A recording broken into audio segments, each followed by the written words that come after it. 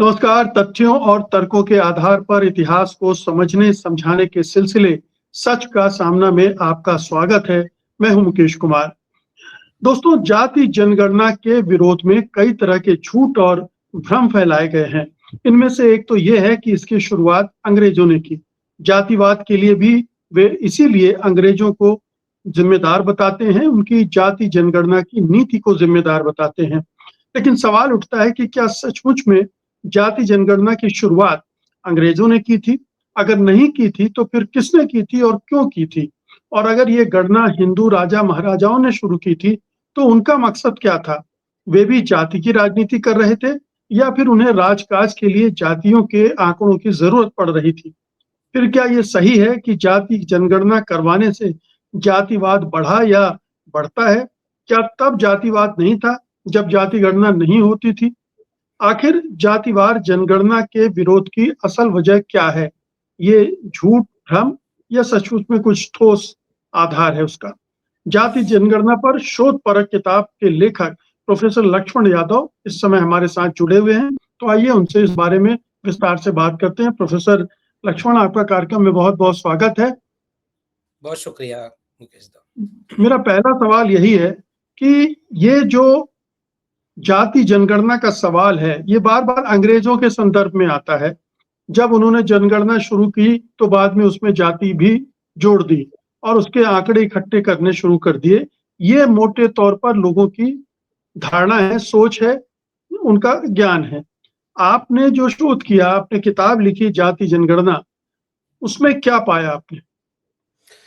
सबसे पहले मुकेश दा, आपको बहुत शुक्रिया कि आपने मेरी किताब को अपनी बातचीत के लिए चुना है और इतने ज़रूरी मसले पर, जिस पर मेरी एक लाइन की धारणा ये है और इस किताब का मूल तर्क भी मेरा ये है कि जाति जनगणना जैसे कुछ मुद्दे इस देश के ऐसे हैं जो एक किस्म के अजीब सी परिस्थिति के शिकार हो गए कि इसे लेकर धारणाएं सबके पास हैं, सूचनाएं बहुत कम हैं, इस पर बातचीत बहुत कम होती है।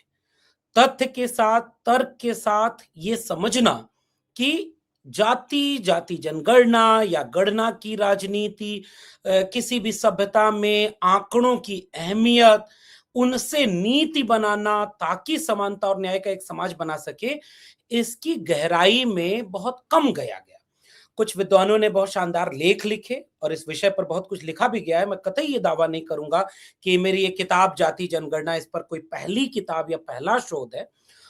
हिंदी में इस किस्म की मुकम्मल किताब एक जगह करने की मेरी कोशिश बेशक ये है। अब आते हैं आपके मूल सवाल पर, जिसको मैं शुरू करता हूं अपने किताब के पेज नंबर 52 पर।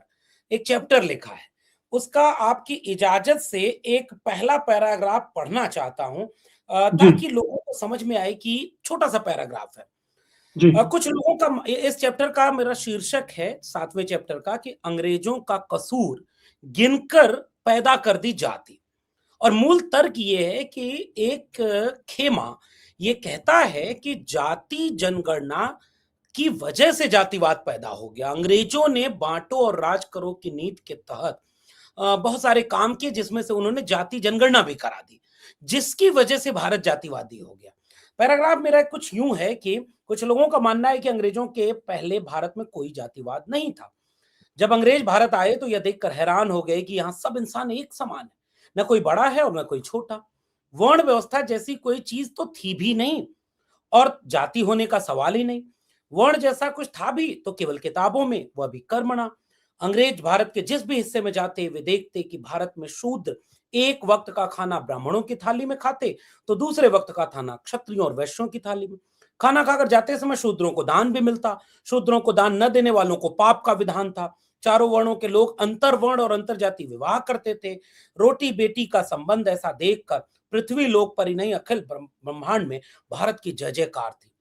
ब्राह्मणों शूद्रों के बच्चे एक ही स्कूल में एक साथ पढ़ाई करते थे। वेद उपनिषद ज्ञान के अनुशासन पढ़ाए जाते थे। गुरुकुल में शिक्षा देने के लिए मेहतर, चर्मकार, कुम्हार, लोहार, बढ़ई, नाई, मोची जैसे तबके के गुरु होते थे। मैला ढोने पर मरे जानवरों की चौड़ी काटने का काम कई उच्च वर्ण के लोग भी करते थे। शूद्र यज्ञ और हवन कराने जाते थे। चारों वर्ण एक ही तालाब में एक साथ पानी पीते, एक खटिया पर बैठते। छुआछूत का तो नामो निशान था। दरअसल जाति और वर्ण के आधार पर मान सम्मान और काम का बंटवारा नहीं हुआ था और इसकी वजह से ये सब कुछ था। फिर मैं इसको एलोबरेट करते हुए कह रहा हूं कि आपको पढ़ते हुए सुनते हुए भी हास्यास्पद लगेगा। असल में भारत ऐसा नहीं था। ये वे लोग कहते हैं जो कहते हैं कि जाति जनगणना कर दी अंग्रेजों ने इसलिए जातिवाद हो गया। इस 7वें चैप्टर में जो बात मैंने कही है उसके पीछे के 6 चैप्टर जाति जनगणना के इतिहास पर है। और मैं फिर से ये बात साफ कर दूं, जैसे कांचा इलैया का एक बहुत शानदार लेख है, योगेंद्र यादव से लेकर सतीश देशपांडे तक ने इस पे बहुत शानदार लेख लिखे हैं और बहुत सारी चीजें हमने वहां से जुटाई हैं। अब मैं अपनी बात सिलसिलेवार 3-4 भागों में कह दूं, मेरा चैप्टराइजेशन इसकी गवाही देता है। चैप्टर 1, गिनने का जादू। मानव सभ्यता के इतिहास में गिनना, जब भाषा न हो, जब अंक विकसित नहीं हुए थे, कोई चरवाहा अपनी भेड़ चराने गया होगा, गिनना तो पड़ता होगा कि जितनी भेड़ें लेकर गया वो वापस आई कि नहीं। तो शायद उसने अपने जेब में कुछ कंकड़ रखने शुरू किए होंगे। जितनी भेड़ें घर के बाहर उतने कंकड़ जेब के बाहर, जितनी भेड़ें घर के भीतर उतने कंकड़ जेब के भीतर। धीरे धीरे संख्या नहीं थी तब भी गणना रही होगी। फिर कोई तीर से गणना किया होगा, कोई मनके से गणना किया होगा, कोई कपड़े में गांठें लगाई होगी और हम सब जानते हैं कि धीरे धीरे संख्या और भाषा का विकास हुआ होगा। लेकिन सभ्यता जब कृषि पशुपालन से एक जगह ठहरी होगी, उसे चलाने के लिए आंकड़ों की जरूरत, संख्या की जरूरत पड़ती रही होगी। दूसरा चैप्टर है जब ईसा पैदा हुए। इसका मतलब ये कि मैं पूरे पीछे इतिहास में मैं गया और मैंने देखा कि ईसा मसीह का जन्म ही उनके राज्य में जनगणना के दौरान परिजनों के शहर में जाने के वजह से शहर में हुआ है। इस समय भी जनगणना हो रही है। हजरत मूसा के यहां तो बाकायदे किस्सा मिलता है कि शहर में गिनती हो रही है और वो अपने कुछ साथियों के साथ एक तंबू लेकर जा रहे होते हैं और कहते हैं कि ये पवित्र तंबू है। मैंने अपनी भूमिका में उस तंबू का प्रतीक इस्तेमाल करते हुए कहा कि आज भी भारत में 2 तंबू तान दिए गए हैं। और मुकेश दा, आपके सवाल का मूल एक तर्क का यहां भी है कि एक तंबू राष्ट्र का, एक तंबू धर्म का। जैसे ही राष्ट्र के नागरिकों ने कोई सवाल पूछा, हुकूमत ने कहा कि राष्ट्र का तंबू खतरे में आ गया। जैसे ही एक धर्म के भीतर आने वाली जातियों ने अपनी समता और न्याय की बात की तो धर्म का तंबू खतरे में आ गया। तो ये चैप्टर बहुत अच्छे समझाता है कि ईसा मूसा के समय से भी गिनती होती है। तीसरा चैप्टर बहुत इंपॉर्टेंट है और हर उस व्यक्ति को पढ़ना चाहिए जो ये मानता है कि अंग्रेजों के जाति जनगणना करने से जाति पैदा हुई या जाति फिक्स हो गई, स्थिर हो गई। उसके पहले तो बहुत लचीली थी, कर्मणा थी। इस झूठ का पर्दाफाश इसमें होता है और ये संकेत मिलते हैं। जैसे मैं आपको उदाहरण के तौर पर एक छोटी सी बात बताऊं, कौटिल्य का अर्थशास्त्र, और कौटिल्य के अर्थशास्त्र में 2 अधिकारियों का जिक्र है जो गणना करते थे। गोप और विष। गोप और विष के प्रशासनिक इकाइयों में विषपति होता था और गोप के अंदर गोप और ग्राम होते थे और इनमें गणना अधिकारी नियुक्त किए गए थे। मौर्य काल में गिनने का सबूत इस देश में डॉक्टर लक्ष्मण, मैं आपको यहाँ रोक रहा हूँ। कौटिल्य का अर्थशास्त्र दरअसल ऐसी कोई ग्रंथ है ही नहीं। ये ग्रंथ खोज है 19वीं सदी की। ये फर्जी कल्पना है कौटिल्य की भी और कौटिल्य के अर्थशास्त्र की भी। तो इसको तो आप अगर न कोट करें तो बेहतर होगा, क्योंकि ये प्रामाणिक है ही नहीं। लेकिन ऐसे बहुत सारे प्रमाण ग्रंथों में मिलेंगे जहां जातियों की का जिक्र है और उनके जी। मैं इस बात को और साफ कर दूं। बहुत बहुत अच्छा किया आपने कि ये जिक्र कर दिया और मैंने इसका संकेत भी किया। ये ग्रंथ जिसने खोजे होंगे उसने एक चालाकी के तहत ग्रंथ खोजा भी होगा। बावजूद इसके उनके ग्रंथों में भी इसका जिक्र है जो आज ये तर्क दे रहे हैं कि पहले तो जातियां गिनी नहीं जाती थी। मैं यही आना चाह रहा था कि मौर्य काल में भी गिना जा रहा था और आप एक ऐसा ग्रंथ बना रहे हैं जिसमें बाकायदे उल्लेख है। फिर आज आप कैसे कह सकते हैं कि 19वीं सदी में जब जाति जनगणना हुई तब जातिवाद फैल गया। मैं यही आना चाह रहा था। तो बहुत शुक्रिया आपका, उसको आपने कोट किया और उसके बाद मैंने उसी चैप्टर में आईने अकबरी तक बताया है कि हर एक दौर में राज्य के संचालन के लिए, राज्य की नीति निर्धारण के लिए आंकड़ों की जरूरत होती थी। और इस चैप्टर में मैंने विस्तार से बताया कि यह आंकड़े बनाए जाते थे, और आईने अकबरी में तो बहुत विस्तार से इस बारे में लिखा भी है कि कैसे उस समय आंकड़े जुटाए जाते थे। उसके बाद दो चैप्टर छोटे छोटे हैं, जिसमें से एक गजेटियर का है। अंग्रेज आए तो उन्होंने पहले ही जाति जनगणना नहीं की। वे आंकड़े जब जुटा रहे थे तो अंग्रेजों के जुटाने के पहले उनको एक भारत में इतिहास मिला। अब एक चूंकि आपका चैनल है, थोड़ा बातचीत होती है और किताब पर है, तो थोड़ा सा वक्त और मैं आपसे मांग रहा हूं। जो लोग ये कहते हैं कि अंग्रेजों के बाद जातियां गिनी गईं, वे लोग एक ग्रंथ को नहीं पढ़ते। और मैंने अपनी किताब में पेज नंबर 39 पर उस ग्रंथ का पहला कवर पेज लगाया है, और ये 1650 का ग्रंथ है। राजस्थान के मारवाड़ में दो भाई थे, और मोहंता नैसणी ओसवाल जैन थे, और इनका मूल काम था अपने शहर में गिनती करना। और इन्होंने जो गिनतियां की हैं उनमें जातियों का, जाति के नाम पर विभाजन का, जाति के नाम पर काम के विभाजन का विस्तार से ये है। मारवाड़ रा परगना री विगत।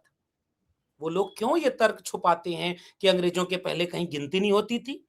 इसलिए मैंने ये बात कही। और अंग्रेज जब आए तब मैं एक छोटा सा कोट और पढ़ दूं कि गजेटियर उन्होंने बनाना शुरू किया, और उन गजेटियर के जरिए 1815 में पहला गजेटियर ऑफिशियली आ रहा है।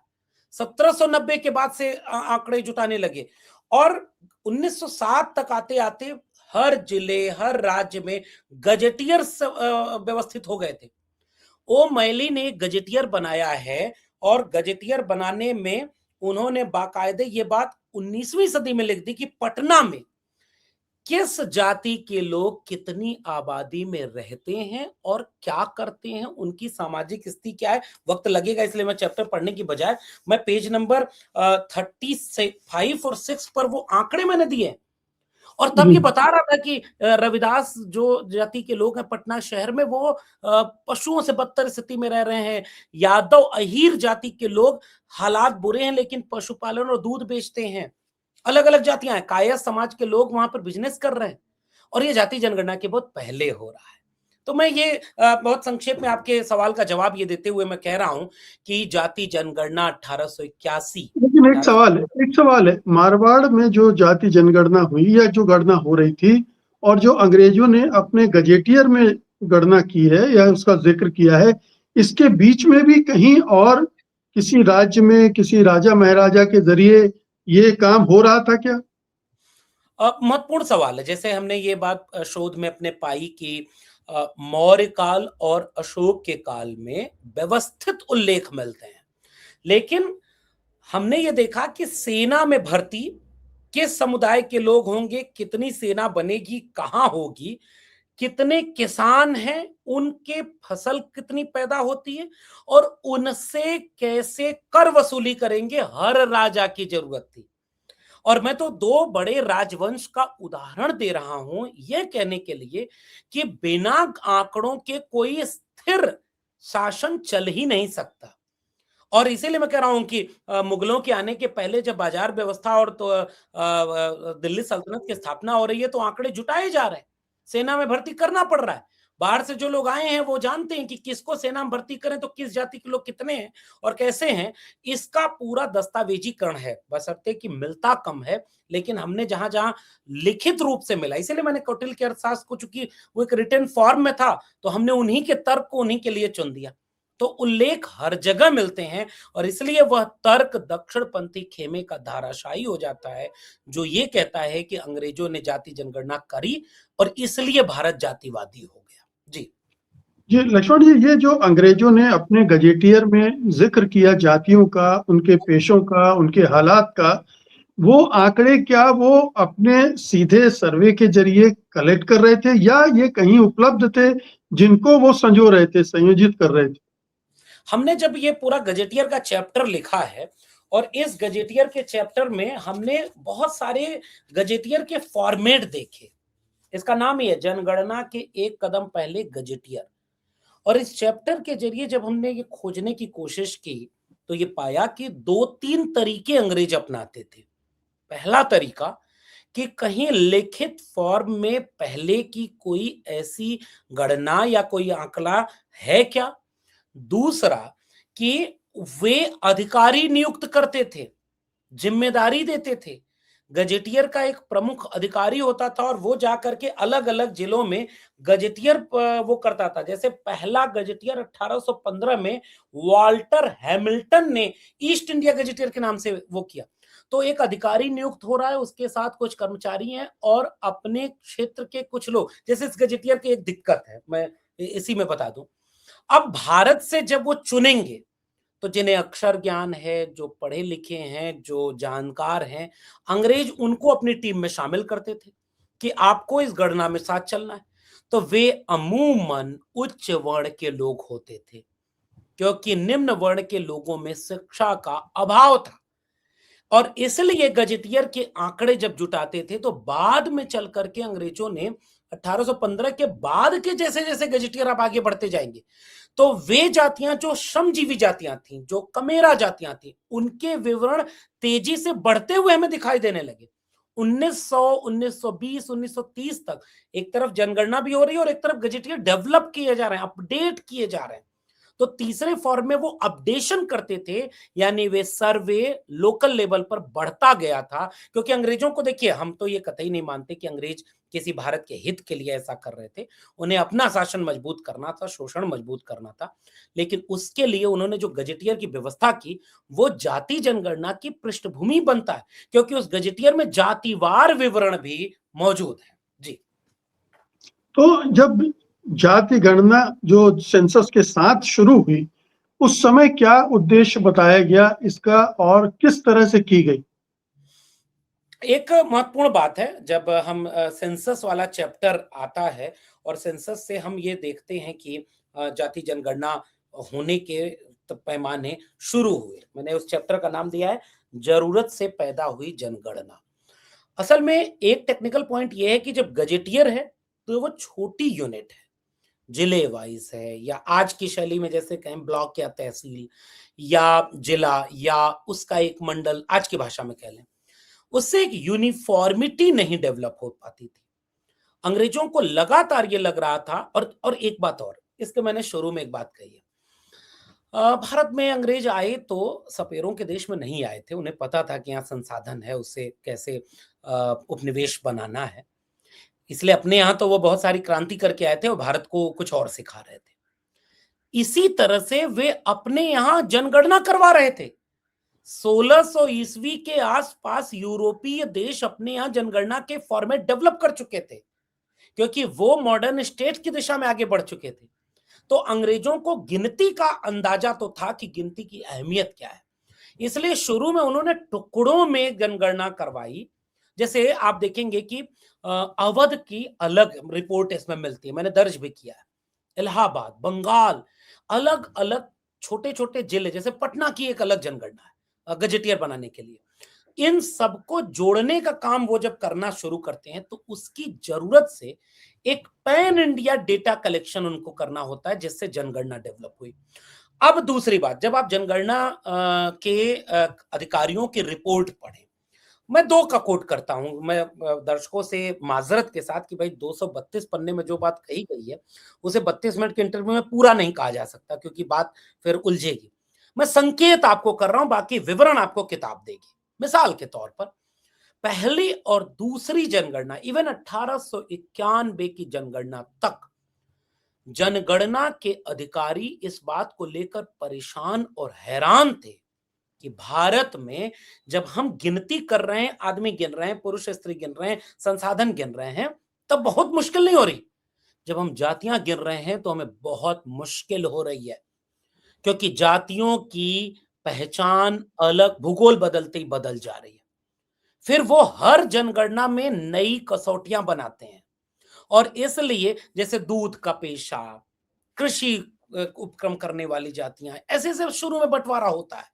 और उन बंटवारों के चलते आप देखेंगे कि 1881, 1891, 1901 तीन जनगणना में जातियों के गिनने के पैमाने बदल रहे थे। एक उदाहरण और दूं, आदिवासी, आदिवासी जैसा कोई टर्म तो डेवलप ही नहीं हो पाया।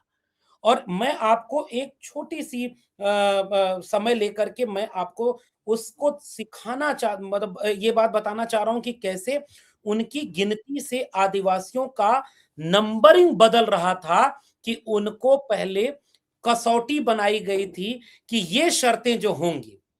मैं पढ़ देता हूं। नई जनगणना के दौरान जनगणना कमिश्नर ने वर्गीकरण की नई पद्धति जारी की, जिसमें मुस्लिम, ईसाई और हिंदू थे। धर्म गिनने में भी बहुत मुश्किल आ रही थी। पहला, जो 100% हिंदू हैं। दूसरा, जो 100% हिंदू नहीं की अलग अलग गिनती की गई। तीसरा, जो 100% हिंदू नहीं, उन्हें हिंदुओं से अलग पहचान के लिए कमिश्नर ने विशेष कसौटियां डेवलप की हैं। इन 10 कसौटियों के आधार पर जनगणना कर्मी पूछते और उस हिसाब से तय करते। अब दादा इस कसौटी को बस सुन लीजिए आप। पहला, जो ब्राह्मणों की प्रधानता नहीं मानते। दूसरा, जो किसी ब्राह्मण अथवा अन्य किसी माने हुए हिंदू गुरु से मंत्र नहीं लेते।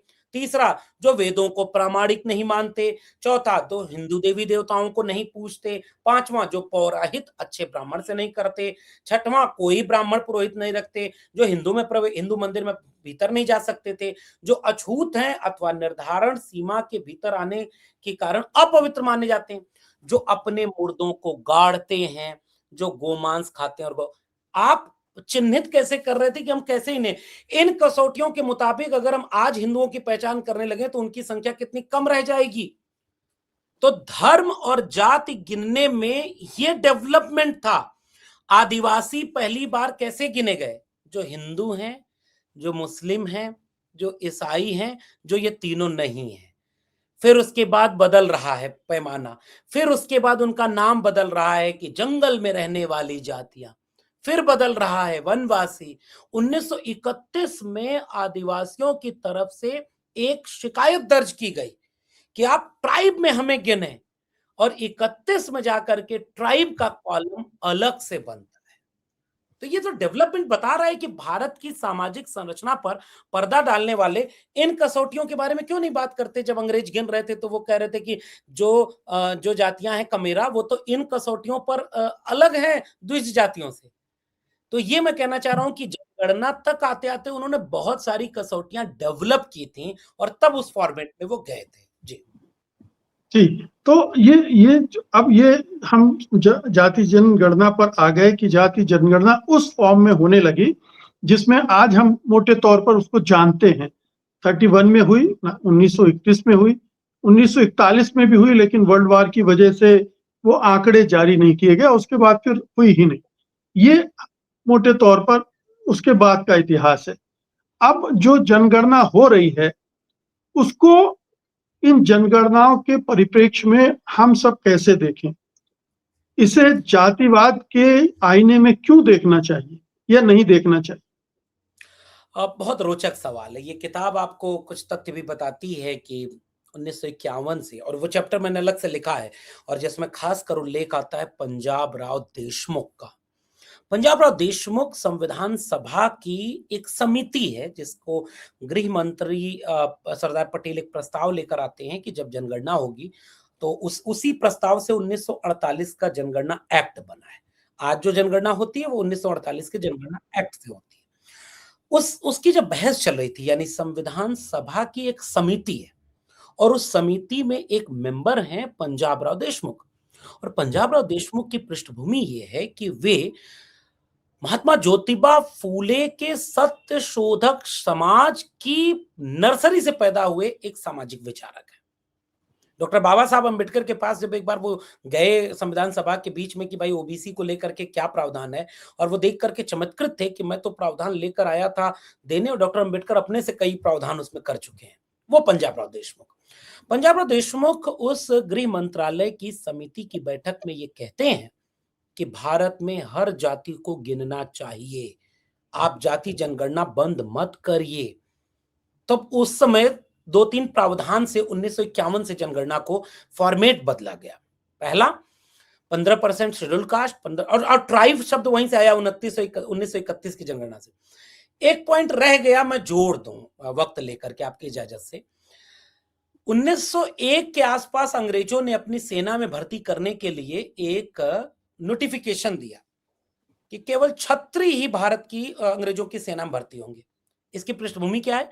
ये किताब बताती है कि उसकी पृष्ठभूमि ये है कि अंग्रेज जब गए कि भारत क्या है, तो वो उसी तरह के टेक्स्ट पर गए, जैसा एक टेक्स्ट कौटिल्य का अर्थशास्त्र है, जैसा एक टेक्स्ट भुजाओं से क्षत्रिय पैदा हुए, जैसा एक टेक्स्ट ये बताता है कि राजन्य कार्य करने वाला ही वीर होता है।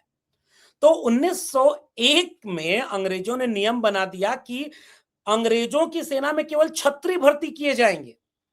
कल्पना करिए, फिर क्या हुआ दादा? 1991 की जनगणना के बाद, 1891 की जाति जनगणना के बाद किसान जातियां अपना अपना संगठन बनाने लगी थी। हम आते हैं आपके 1951 वाले पर आने के पहले। एक बड़ा रोचक किस्सा है जो इस किताब में विस्तार से है। जब वो 91 की जनगणना हुई तो 1891 की जनगणना से किसान जातियों में जैसे यादव, कुर्मी, कोयरी, फिर उसके बाद ओबीसी की और तमाम जातियां, इन जातियों ने पाया कि हमारी संख्या तो बहुत ज्यादा है और हम मेहनत भी करते हैं, श्रम करते हैं, हम क्यों ना करें। 1911 में जाकर के तो बिहार में बीपी मंडल साहब जो मंडल कमीशन के चेयरपर्सन थे, उनके पिताजी रास बिहारी मंडल 1911 में अपने गांव मुरहो में, बिहार में, जनेऊ पहनाने का काम शुरू करते हैं कि भाई ये किसान जातियां किसी से नीचे थोड़ा ही हैं, उनके ऊपर हमला हो जाता है। और 1925 में लाखों चक एक गांव है, वहां तो मतलब एक तरह से नरसंहार होता है केवल जनेऊ पहनने पर, कि ओबीसी जातियां कैसे क्लेम कर दे रही हैं कि वो जनेऊ पहनेंगी। अब लौटते हैं उस विषय पर। जब क्षत्रिय ही सेना में भर्ती किए जाएंगे तो कुर्मी क्षत्रिय महासभा बनी, यादव क्षत्रिय महासभा बनी, कोयरी क्षत्रिय महासभा बनी। और मैंने विस्तार से इसमें बताया है कि जाति जनगणना भारत के सामाजिक परिवर्तन का आधार बनता है। सामाजिक सांस्कृतिक संगठन बनते हैं।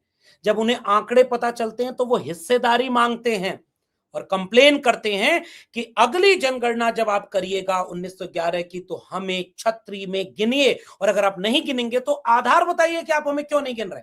हमारा बल किससे कम, हमारा खेत में मेहनत किससे कम, और हमारे पास जमीन भी है। अब कल्पना करिए कि भारत में अगर जाति जनगणना न होती तो भारत का सामाजिक परिवर्तन इस तरह हो पाता क्या? 1931 की जनगणना के बाद 1933 में बिहार में एक संगठन बनता है जिसका नाम है त्रिवेणी संघ, और 3 किसान जातियां 90% जातियों को एक करने की बात करती हैं। उसका नारा इसमें लिखा हुआ है और लोगों को पढ़ना चाहिए। हम फिर आजादी के बाद होने वाली जनगणना पर आएंगे।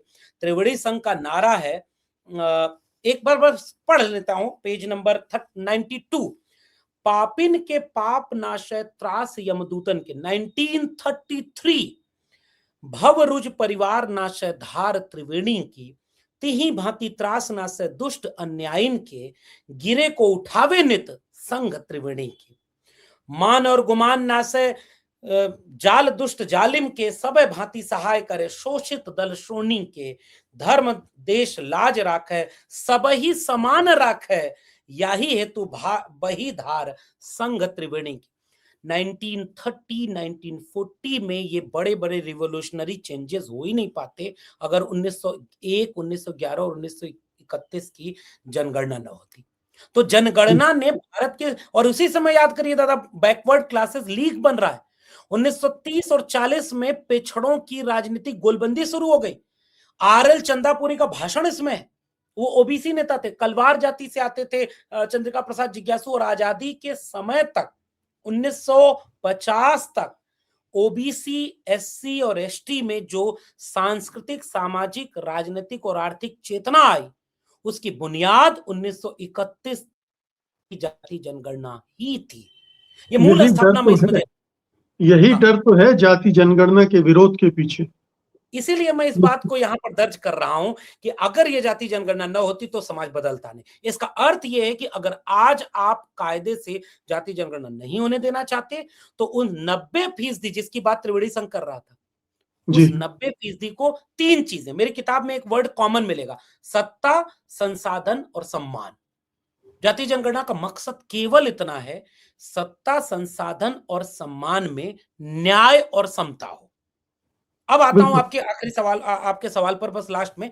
जब 1951 में तय किया गया कि हम जाति जनगणना नहीं करेंगे और पंजाब देशमुख का प्रस्ताव नहीं चल पाया, तो उस समय एक तर्क दिया गया कि चूंकि हमने 15% आरक्षण शेड्यूल कास्ट को दिया है, 7.5% आरक्षण ट्राइब को दिया है और इतनी ही उनकी आबादी है, तो आबादी के मुताबिक आरक्षण है, इसलिए इनकी आबादी गिनी जाएगी। इसलिए आज भी एससी और एसटी 1951 से गिने जाते हैं।